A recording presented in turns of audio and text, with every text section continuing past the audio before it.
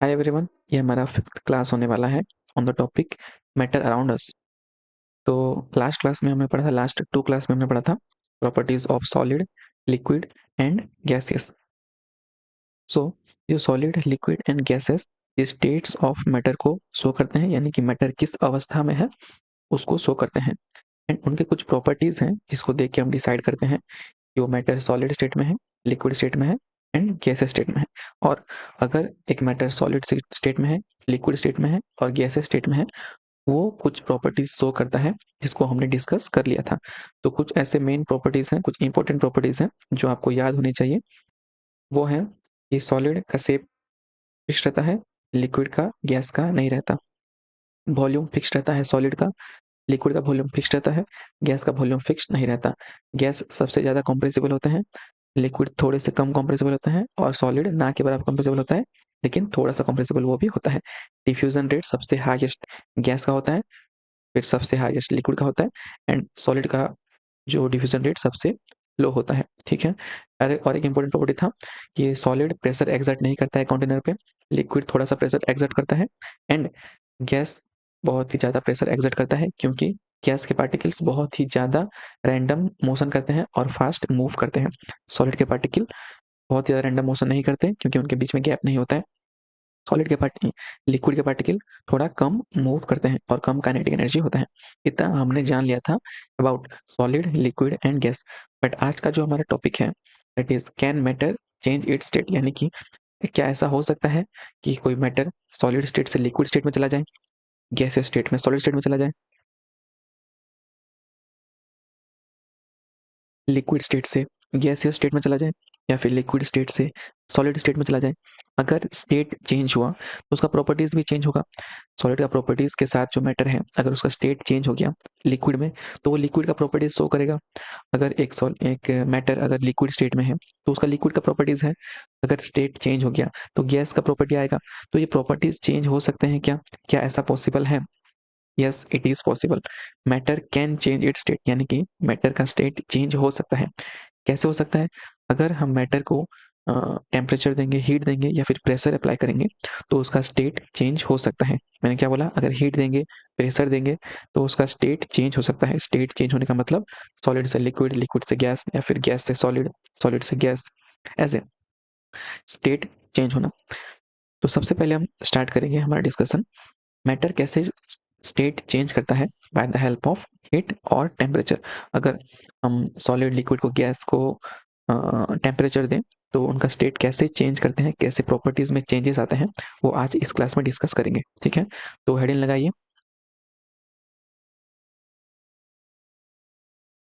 Can matter change it's state. तो answer तो हमको पता है, पता है, लेकिन रीजन पता नहीं है, वो कैसे वर्क करता है वो पता नहीं है। ठीक है, yes, matter can change it's state. Yes, matter can change it state. But वो कैसे स्टेट चेंज करता है, कैसे प्रॉपर्टीज में चेंजेस आते हैं, वो अभी हम इस वीडियो में, इस क्लास में देखेंगे। ठीक है, तो इसको समझने के लिए हमारे बुक में जो एक्सपेरिमेंट है उसको, उसी से ही शुरुआत करेंगे, जो कि है मेल्टिंग ऑफ आइस का। एक्चुअली जो आप रियल लाइफ में देखते हैं, मैटर का स्टेट चेंज होना एक कॉमन एग्जाम्पल है जो कि है मेल्टिंग ऑफ आइस। आइस जो है वो सॉलिड स्टेट में रहता है, अगर उसको रूम टेम्परेचर में रखा जाए, बाहर रखा जाए, तो वो धीरे धीरे क्या होता है, मेल्ट होता है। यानी कि पहले सॉलिड था, अब मेल्ट होके लिक्विड हो गया, यानी कि पहले सॉलिड स्टेट में था, अभी लिक्विड स्टेट में आ गया है, उसका स्टेट चेंज हुआ है। फर्दर अगर हम जो मेल्ट हुआ पानी है, पानी को अगर हम बॉयल करते हैं तो बॉयल करने से वापस से हम हीट देते हैं।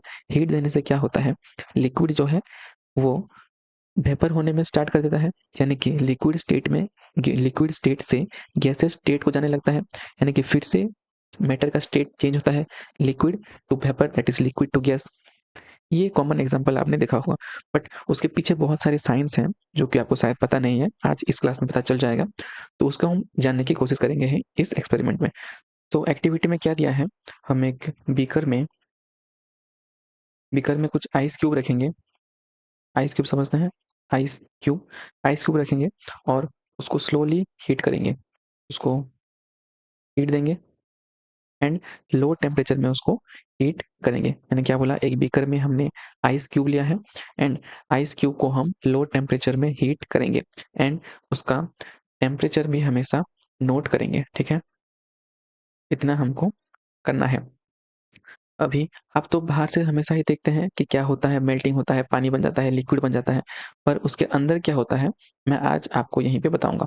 तो अगर हम उम, इस आइस क्यूब का जो कि सॉलिड स्टेट में है, आइस क्यूब किस स्टेट में है, सॉलिड स्टेट में है।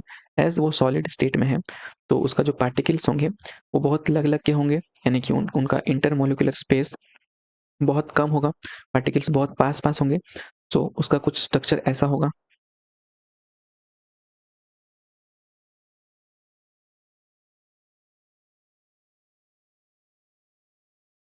सिर्फ समझने के लिए बना रहा हूँ ऐसे, रियल लाइफ में या फिर रियल केस में ऐसे नहीं होते हैं।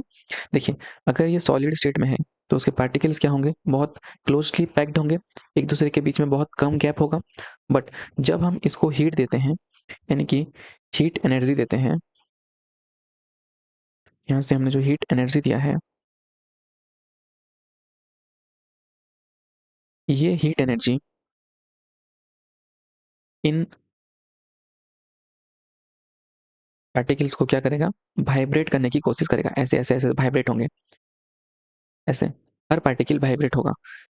किस एनर्जी में लग रहा है, जो हीट एनर्जी हम दे रहे हैं वो हीट एनर्जी से पार्टिकल्स वाइब्रेट हो रहे हैं।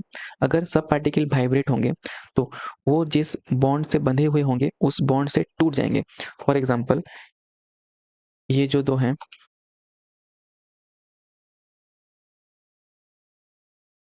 ये तो है दो पार्टिकल्स हैं, इन दोनों पार्टिकल क्या करेंगे, एक दूसरे में वाइब्रेट करने लगेंगे। ये भी ऐसे ऐसे वाइब्रेट करेगा और ये भी वाइब्रेट करेगा ऐसे।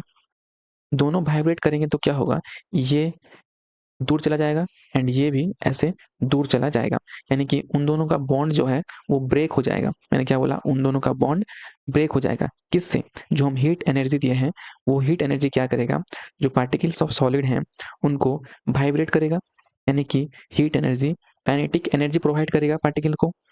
ठीक है, काइनेटिक एनर्जी प्रोवाइड करेगा तो क्या होगा, पार्टिकल्स वाइब्रेट होंगे और जिस बॉन्ड से वो जुड़े हुए होते हैं वो बॉन्ड टूट जाएगा और वो सेपरेट हो जाएंगे। अगर सेपरेट हो जाएंगे तो उनका जो डिस्टेंस है कुछ ऐसा हो जाएगा, पार्टिकल्स के बीच में जो डिस्टेंस है वो बढ़ जाएगा। और हमने पढ़ा था पार्टिकल्स के बीच में अगर डिस्टेंस बढ़ जाता है, सॉलिड से कंपेरेबल करें, अगर सॉलिड में क्या होता है, अलग अलग के होते हैं, बट पार्टिकल्स के बीच में डिस्टेंस थोड़ा सा कम किस केस में होता है, लिक्विड के केस में। सो क्या हुआ है, पार्टिकल्स पहले सॉलिड स्टेट में थे, यानी कि पार्टिकल्स एक दूसरे के साथ लगे हुए थे, उनके बीच में गैप नहीं था। बट जैसे ही हम हीट एनर्जी प्रोवाइड करते हैं, हीट एनर्जी यानी कि उसको गर्म करते हैं, हीट प्रोवाइड करते हैं, टेम्परेचर प्रोवाइड करते हैं, तो क्या होता है, वो पार्टिकल्स वाइब्रेट करने लगते हैं एंड वो जिस बॉन्ड से बंधे हुए होते हैं उस बॉन्ड से टूट जाते हैं एंड वो सेपरेट हो जाते हैं। इतना इतना सेपरेट होते हैं कि उनका जो डिस्टेंस होता है वो बराबर हो जाता है लिक्विड स्टेट में आने के लिए। मैंने क्या बोला, उनका डिस्टेंस इतना हो जाता है कि वो लिक्विड स्टेट में चले जाते हैं। समझ में आ गया क्या हुआ, सॉलिड स्टेट से अब आइस मेल्ट होके लिक्विड स्टेट में आ गया है। कैसे हुआ पता चला। नाउ ये जो हीट हम दिए हैं, हीट एनर्जी दिए हैं, ये इस सब्सटेंस का टेम्परेचर को राइज नहीं करेगा, यानी कि जब ये वाइब्रेट होके अलग अलग सेपरेट हो रहे होंगे, यानी कि सॉलिड स्टेट से लिक्विड स्टेट में जब जा रहे होंगे, तब ये टेम्परेचर इंक्रीज नहीं होगा। मैंने क्या बोला, टेम्परेचर इंक्रीज क्यों नहीं होगा, ये जो हम हीट एनर्जी जब दे रहे हैं वो हीट एनर्जी यूज होगा पार्टिकल्स को सेपरेट करने में, या फिर हम कह सकते हैं सॉलिड टू लिक्विड फेज में जाने के लिए स्टेट चेंज करने में हीट एनर्जी यूज होगा, ना कि टेम्परेचर रेज करने में। समझ में आया, ऐसे करके ही सॉलिड स्टेट से एक मैटर लिक्विड स्टेट में जाता है एंड जब वो मेल्टिंग फेज में होता है, यानी कि जब वो फेज ट्रांजिशन फेज में होता है, उस समय उसका टेम्परेचर राइज नहीं होता है, क्योंकि जो हम हीट एनर्जी दे रहे हैं वो टेम्परेचर को राइज नहीं करता है, बल्कि हीट एनर्जी पार्टिकल्स को वाइब्रेट करने में लगता है एंड वाइब्रेट करके सेपरेट होने में लगता है to go to liquid state. समझ में आ गया, यहाँ पे लिख लीजिए, जब स्टेट चेंज होता है, फेज ट्रांजिशन, फेज ट्रांजिशन मतलब जब सॉलिड मेल्ट होके लिक्विड स्टेट में जाते रहता है तब तक टेम्परेचर चेंज नहीं होता है, टेम्परेचर इंक्रीज नहीं होता है, क्योंकि जो हीट एनर्जी दे रहे हैं वो मेल्टिंग होने में काम आ रहा है, यानी कि स्टेट चेंज करने में काम आ रहा है, ट्रांजिशन करने में काम आ रहा है। Phase transition temperature do not rise.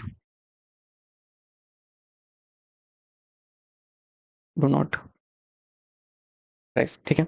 Now ये जो हीट एनर्जी हम दिए हैं सॉलिड से लिक्विड स्टेट जाने के लिए, जितना हीट एनर्जी दिए हैं उसको हम कहते हैं लेटेंट हीट ऑफ फ्यूजन। मैंने क्या बोला? देखिए, जब स्टार्ट होगा मेल्टिंग, जब पार्टिकल्स एक दूसरे के साथ लगे हुए होंगे तब उसको हम हीट एनर्जी देते हैं।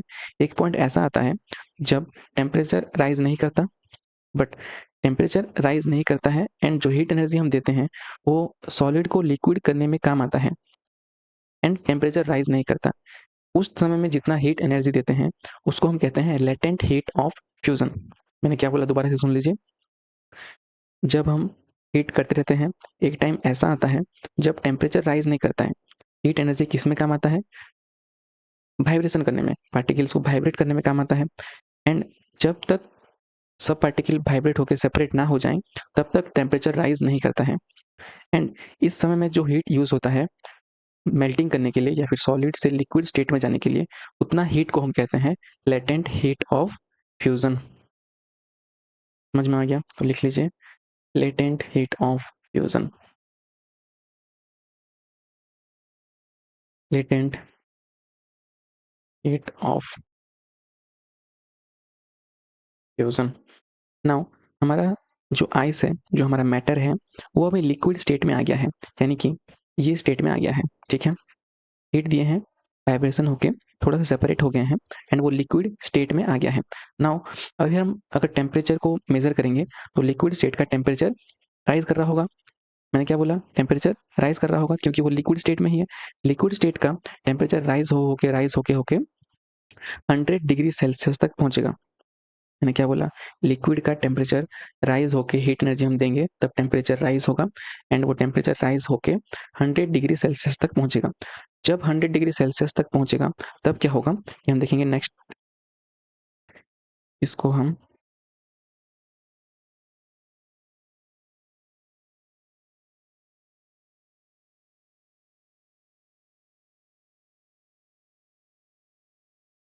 ध्यान रखते हैं। जब थर्मोमीटर 100 डिग्री सेल्सियस तक पहुंच जाएगा तब क्या होगा?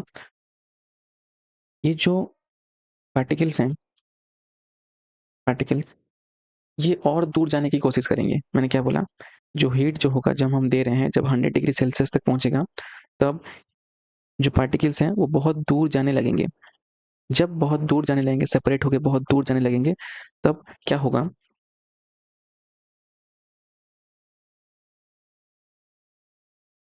पार्टिकल्स बहुत दूर आ गए हैं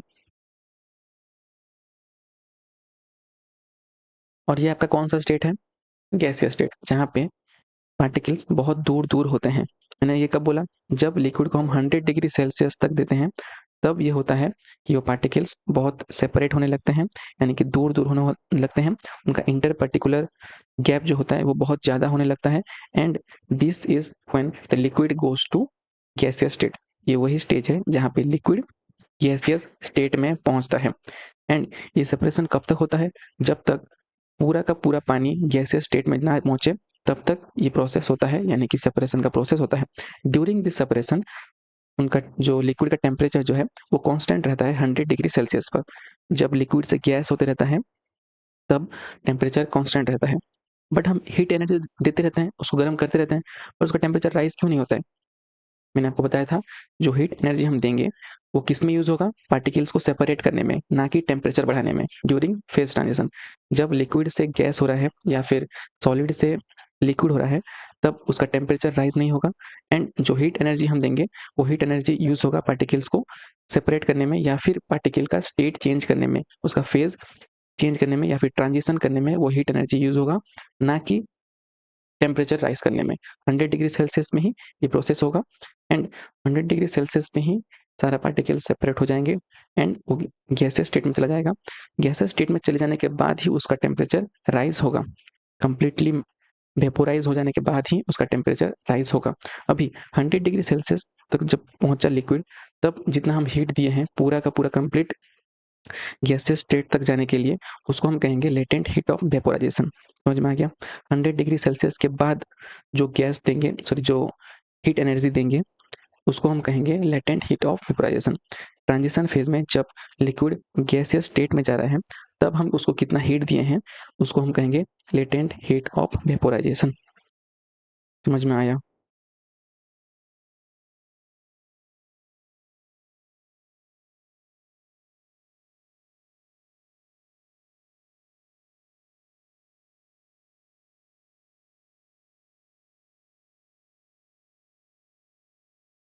लेटेंट हीट ऑफ वेपोराइजेशन कब होगा? लेटेंट हीट ऑफ वेपोराइजेशन मतलब क्या? अमाउंट ऑफ हीट जो हम दिए हैं during phase transition. Latent heat use नहीं होता है टेम्परेचर राइज करने के लिए, बट लेटेंट हीट यूज होता है स्टेट को चेंज करने के लिए। स्टेट को चेंज करने के लिए जितना टेम्परेचर लगा है आफ्टर 100 डिग्री सेल्सियस, वो होगा आपका लेटेंट हीट ऑफ वेपोराइजेशन। समझ में आया?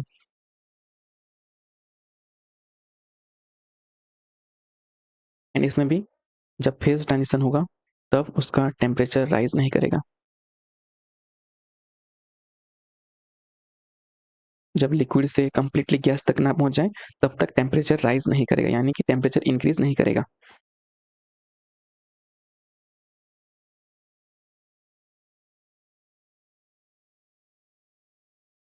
ठीक है।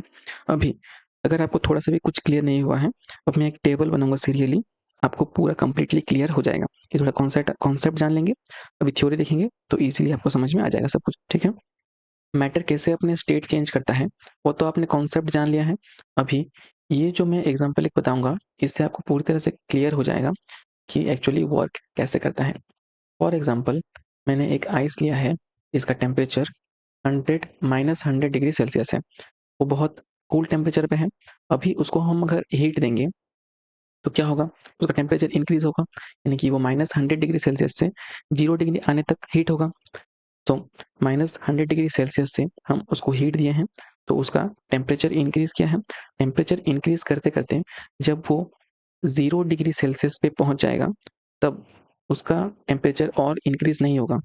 मैंने क्या बोला? टेम्परेचर इंक्रीज करते करते, आइस का टेम्परेचर इंक्रीज करते करते जब 0 डिग्री सेल्सियस पर पहुंचेगा, तब हम उसको कंटिन्यूसली हीट दे रहे हैं, तो उसका टेम्परेचर इंक्रीज नहीं होगा। बट हम हीट दे रहे हैं, वो हीट का क्या होगा? वो हीट का होगा स्टेट चेंज करने में, वो हीट काम आएगा, और फ्यूजन करने में काम आएगा। आइस से वाटर स्टेट चेंज करने में काम आएगा।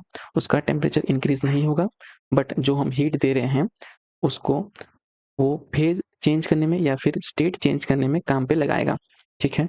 उसी हीट को हम कहते हैं latent heat of fusion. 0 degree के बाद हीट जो हम देते हैं, वो टेम्परेचर इंक्रीज करने के लिए नहीं, बल्कि स्टेट चेंज करने में काम आता है। वो स्टेट चेंज कब तक होता है? जब कंप्लीट आइस कंप्लीट वाटर में ना बदल जाए, तब तक उसका टेम्परेचर राइज नहीं करता है, बल्कि स्टेट चेंज करने में यूज होता है। इतना तक जो हम हीट दिए हैं स्टेट चेंज करने तक, उस उतना हीट को हम कहेंगे latent heat of fusion. And जिस टेम्परेचर पे ये मेल्ट करना स्टार्ट किया है, उसको हम कहेंगे melting point. The temperature at which the solid state goes to liquid state is called melting point. जिस पॉइंट पे, जिस टेम्परेचर पॉइंट पे सॉलिड स्टेट से लिक्विड स्टेट में कन्वर्जन होता है, उस स्टेट को हम कहेंगे मेल्टिंग पॉइंट। नाउ अभी हम जो हीट दिए हैं, हम मान लेते हैं कि वो सारा का सारा हीट अभी वाटर में बदल गया है। एज सारा का सारा हीट वाटर में बदल गया है, तब जो वो हीट होगा, और वो फ्यूजन करने के काम नहीं आएगा, बल्कि टेम्परेचर राइज करने में काम आएगा। कंप्लीटली वाटर बन गया है। नेक्स्ट, जो हम हीट दे रहे हैं कंटिन्यूसली, वो हीट उसका टेम्परेचर इंक्रीज करने में काम आएगा। ठीक है। मैंने क्या बोला? जो हीट हम दे रहे हैं कंप्लीटली वाटर में कन्वर्ट हो गया है, एंड वो हीट अभी वाटर का टेम्परेचर राइज करने में यूज होगा। समझ में आ गया? अभी वाटर का टेम्परेचर राइज हो रहा है, यानी कि वाटर का टेम्परेचर इंक्रीज हो रहा है। वाटर का टेम्परेचर इंक्रीज होते होते जब 100 डिग्री सेल्सियस पर पहुंचेगा, जब 100 डिग्री सेल्सियस पर पहुंचेगा, तब क्या होगा? तब जो हीट हम प्रोवाइड कर रहे हैं, वो हीट टेम्परेचर को इंक्रीज नहीं करेगा, 100 डिग्री सेल्सियस से इंक्रीज नहीं करेगा। वो हीट काम आएगा वेपोराइज करने में, यानी कि लिक्विड स्टेट को सॉरी गैसियस स्टेट में ले जाने के लिए काम आएगा। समझ में आ गया। एंड वो हीट कब तक उसको स्टेट चेंज करेगा, जब तक पूरा का पूरा वाटर वाटर वेपर में ना बदल जाए, तब तक उसका टेम्परेचर राइज नहीं होगा। एंड वो हीट जो हम दे रहे हैं वो हीट यूज होगा फेज ट्रांजिशन में या फिर स्टेट ट्रांजिशन में। एंड ड्यूरिंग दिस जो हम हीट दिए हैं उसको हम कहेंगे लेटेंट हीट ऑफ वेपोराइजेशन। समझ में आ गया। लिक्विड स्टेट से गैसियस स्टेट तक जाने में के जो हीट लगता है उसको हम कहेंगे लेटेंट हीट ऑफ वेपोराइजेशन। समझ में आ गया। तो जो ये लेटेंट हीट है, जो लेटेंट हीट वो कितना अमाउंट ऑफ हीट है, amount of heat that is required to change the state. State change होने में जितना हीट सिर्फ लगता है उतना हीट को ही हम कहेंगे लेटेंट हीट। अगर वो मेल्टिंग कर रहा है तो उसको हम कहेंगे मेल्टिंग पॉइंट। एंड उस हीट को कहेंगे latent heat of fusion. And ये जो जिस पॉइंट पे वेपोराइज होने का स्टार्ट किया है उसको हम कहते हैं बॉइलिंग पॉइंट। ठीक है। जिस पॉइंट से स्टार्ट करता है वाटर वाटर वेपर में कन्वर्ट होने के लिए, उस पॉइंट को हम कहते हैं बॉइलिंग पॉइंट। एंड वाटर का बॉइलिंग पॉइंट है 100 डिग्री सेल्सियस। दूसरे दूसरे लिक्विड का डिफरेंट डिफरेंट बॉइलिंग पॉइंट हो सकता है। ठीक है। समझ में आ गया क्या लेटेंट हीट है एंड क्या टेम्परेचर है। और ये हीट और टेम्परेचर में कंफ्यूज मत होइए। जो हम हीट, ये देखिए, ये हीट हम प्रोवाइड कर रहे हैं यानी कि कंटिन्यूसली उसको बर्न कर रहे हैं, और टेम्परेचर जो है यहाँ से मेजर कर रहे हैं सिर्फ। ठीक है। ये हमारा कंप्लीट होता है क्या बोलते हैं, हाँ, conversion of solid to liquid, liquid to gas. अगर कन्वर्जन सॉलिड से लिक्विड हो रहा है उसको हम कहेंगे मेल्टिंग पॉइंट। एंड अगर वाटर से या फिर लिक्विड से गैस में कन्वर्ट हो रहा है, जिस पॉइंट पे कन्वर्ट हो रहा है उसको हम कहेंगे बॉइलिंग पॉइंट। एंड जिस प्रोसेस से वो बॉयल होते हैं या फिर conversion of liquid state to gaseous state जिस प्रोसेस से होता है उस प्रोसेस को हम कहते हैं बॉइलिंग। ठीक है। प्रोसेस को कहते हैं बॉइलिंग, एंड जिस टेम्परेचर पे होता है उसको हम कहते हैं बॉइलिंग पॉइंट। ऐसे ही जिस टेम्परेचर पे सॉलिड लिक्विड स्टेट में जाता है उस पॉइंट को, उस टेम्परेचर को हम कहते हैं मेल्टिंग पॉइंट। बट उस प्रोसेस को कहते हैं मेल्टिंग, मेल्टिंग और फ्यूजन। सिर्फ सॉलिड लिक्विड में जा सकता है क्या, या फिर सिर्फ लिक्विड गैस में जा सकता है क्या, इंटरचेंज रिवर्स प्रोसेस भी तो पॉसिबल हो सकते हैं। सो यहाँ पे हमारे आते हैं सॉलिड,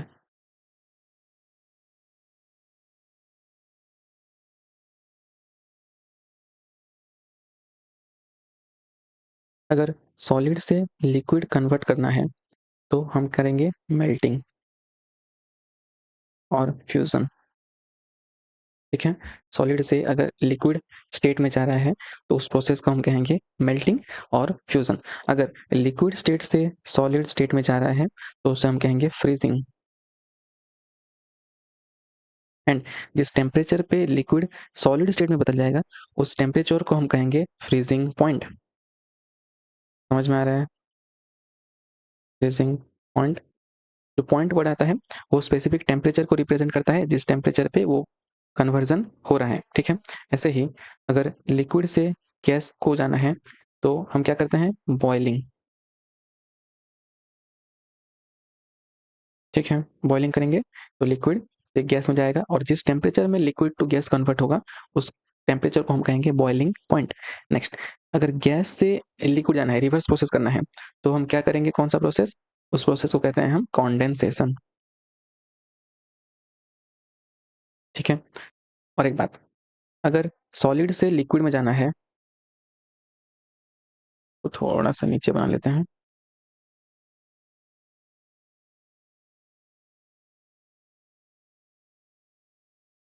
अगर सॉलिड से कन्वर्ट करके लिक्विड में जाना है तो हम टेम्परेचर इंक्रीज करेंगे, टेम्परेचर इंक्रीज। ठीक है। अगर लिक्विड से सॉलिड में जाना है तो क्या करेंगे, हम टेम्परेचर डिक्रीज करेंगे। ठीक है। कूल करेंगे, कूल, टेम्परेचर डिक्रीज करेंगे। ऐसे ही अगर लिक्विड से गैस करना है,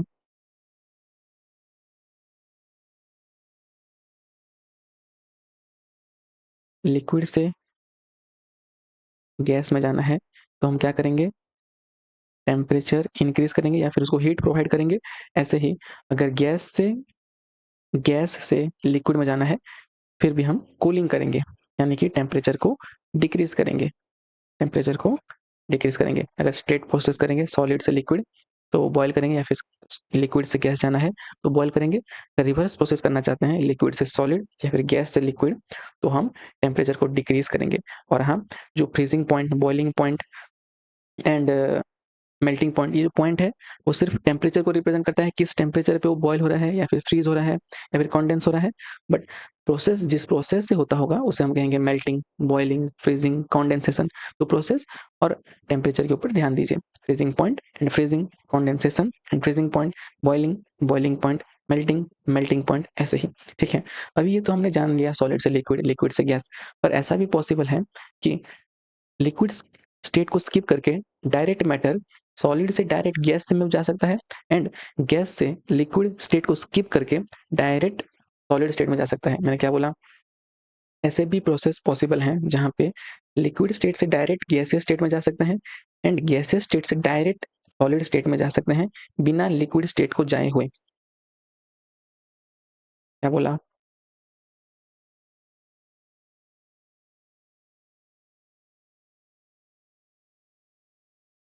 ऐसे भी केसेस पॉसिबल हैं जहाँ पे सॉलिड से direct liquid, direct liquid without going to liquid state, liquid state को ना जाके भी डायरेक्ट सॉलिड से गैस स्टेट में पहुंच सकता है एंड डायरेक्ट गैस से सॉलिड स्टेट में पहुंच सकता है बिना लिक्विड स्टेट को जाए।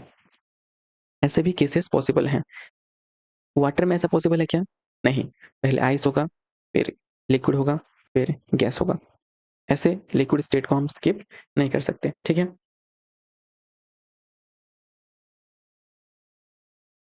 सो वो कौन कौन से केसेस हैं जहाँ पे सॉलिड डायरेक्ट गैस में पहुंचता है एंड गैस डायरेक्ट सॉलिड में पहुंचता है? वो केसेस हैं, फॉर एग्जांपल आपने अगरबत्ती जलाया होगा, अगरबत्ती को हम अगर हीट कर दें तो क्या होता है? पहले लिक्विड होता है क्या? पिघल जाता है क्या? नहीं, अगरबत्ती डायरेक्ट गैस फॉर्म करता है, यानी कि सॉलिड स्टेट से डायरेक्ट गैसियस स्टेट। समझ में आ गया कैसे सॉलिड डायरेक्ट गैस में पहुंचेगा? नाउ अभी अगर हम गैस स्टेट से सॉलिड स्टेट में जाएं तो क्या होता है? फॉर एग्जांपल देखिए, आप किसी चीज़ को यहाँ पे बर्न कर रहे हैं, ठीक है? बीकर है, तो यहाँ पे ऐसे आग है यहाँ पे, और आप एक चीज़ को बर्न कर रहे हैं। अभी यहाँ से जो गैस निकलेगा वो इस वॉल पे चिपक जाएगा ऐसे करके,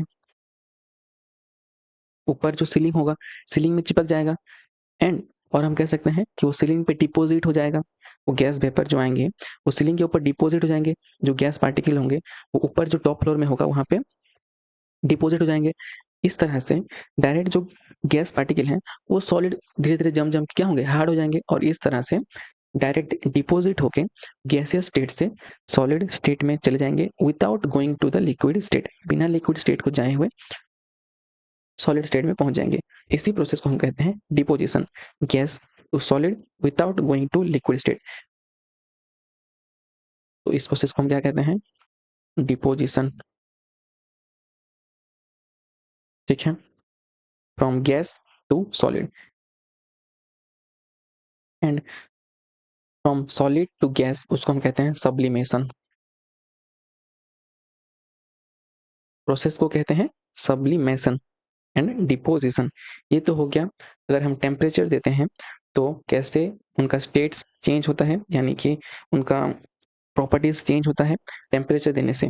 और एक चीज़ भी देने से होगा उनका स्टेट चेंज, जो कि है अगर हम उसको प्रेशर अप्लाई करें तब भी उसका स्टेट चेंज हो सकता है। ठीक है, वो कैसे हो सकता है वो जानेंगे हम नेक्स्ट स्टेप में।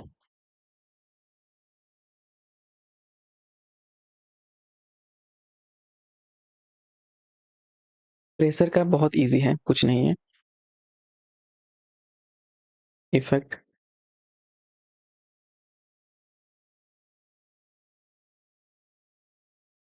ऑफ प्रेशर, 5 मिनट से भी कम टाइम लगेगा, समझा दूंगा। फॉर एग्जाम्पल, अगर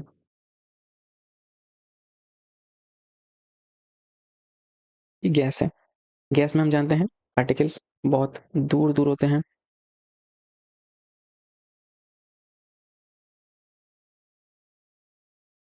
ऐसे ना।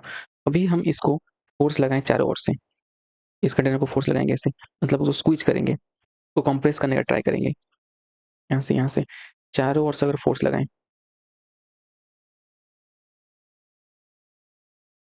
चारों ओर से फोर्स लगा रहे हैं, अभी हमको क्या देखने को मिलेगा, ये जो पार्टिकल्स हैं, ये पार्टिकल अगर हम इनको इस डायरेक्शन से फोर्स डाल रहे हैं तो क्या करेंगे, दोनों की तरफ अट्रैक्ट होंगे, दोनों की तरफ क्लोज आने की कोशिश करेंगे, यानी कि उनका जो डिस्टेंस होगा वो डिक्रीज होगा। मैंने क्या बोला, अगर हम प्रेशर अप्लाई करेंगे, फोर्स अप्लाई करेंगे, तो जो पार्टिकल्स हैं, पार्टिकल्स के बीच में जो डिस्टेंस है वो डिक्रीज होगा, एंड वो डिक्रीज होके कुछ ऐसा बन जाएगा।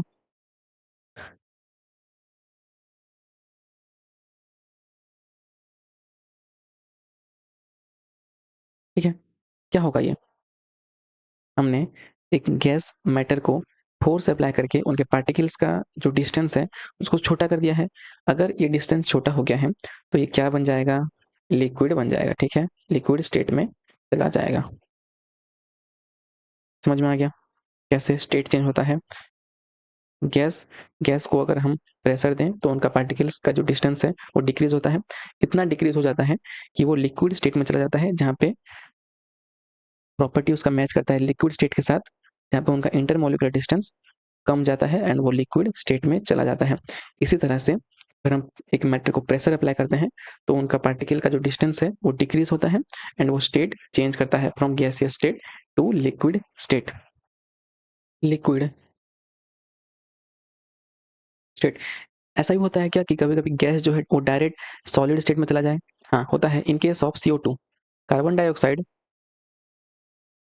CO2, CO2 में क्या होता है, वो गैसियस स्टेट में होता है, यानी कि उसका पार्टिकल बहुत दूर दूर होते हैं, बट अंडर हाई प्रेशर, अगर बहुत ही ज़्यादा प्रेशर दे दें, अंडर हाई प्रेशर, वो गैसियस सॉरी सॉलिड स्टेट में चला जाता है, यानी कि सॉलिड CO2। ये एग्जांपल है फ्रॉम गैस, उसको हम हाई प्रेशर दिए तो वो क्या हो गया, सॉलिड स्टेट में चला गया, एंड इसीलिए इसको हम कहते हैं ड्राई आइस। समझ में आ गया, गैसियस से डायरेक्ट सॉलिड स्टेट में, एज वो लिक्विड स्टेट हो जाता है तो उसको हम कहते हैं ड्राई, ड्राई आइस, सूखा आइस। ठीक है, ये तो कंप्लीट हो गया चेंज ऑफ स्टेट। अभी ये तो हमने जान लिया कि जो मैटर के स्टेट्स होते हैं उनका टेम्परेचर क्या है, उनका प्रेशर कितना है, वो डिसाइड करेंगे कि वो कौन से स्टेट में है। मैंने क्या बोला, मैटर का टेम्परेचर एंड प्रेशर डिसाइड करेगा कि वो कौन से स्टेट में है, और उसका स्टेट चेंज भी डिपेंड करेगा टेम्परेचर एंड प्रेशर के ऊपर।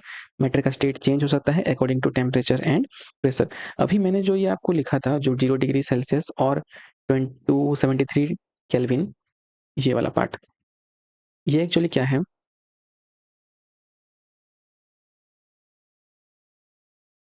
हम 0 डिग्री सेल्सियस को इक्विवेलेंट मानते हैं 273 केल्विन। अगर 1 डिग्री सेल्सियस हो गया तो वो हो जाएगा 273 + 1, दैट इज 274 केल्विन। ऐसे ही 30 डिग्री सेल्सियस या फिर 27 डिग्री सेल्सियस हो गया तो हम क्या करेंगे, 273 + 27, दैट इज 300 केल्विन। ऐसे डिग्री को केल्विन में कन्वर्ट किया जाता है। अब अगर 100 डिग्री सेल्सियस है तो क्या करेंगे, 273 + 100, दैट इज 373 केल्विन। जितना टेम्परेचर सेल्सियस में है, अगर हम उसको केल्विन में कन्वर्ट करने की कोशिश करेंगे तो 273 प्लस उतना टेम्परेचर, जैसे कि मैंने यहाँ पे 100 डिग्री सेल्सियस लिया है और उसको हमको केल्विन में कन्वर्ट करना है, तो 273 प्लस जितना डिग्री सेल्सियस है। ऐसे ही हमारा अगर 27 डिग्री सेल्सियस है तो हम अगर हमको केल्विन में कन्वर्ट करना है तो 273 प्लस जितना डिग्री सेल्सियस है उतना केल्विन में हमको आंसर आ जाता है। तो इतना ही है चेंज ऑफ स्टेट में, यानी कि मैटर चेंज कैसे स्टेट करता है, इतना ही है आपके बुक में, और इतना ही नॉलेज आपको चाहिए एग्जाम में अच्छे मार्क्स स्कोर करने के लिए।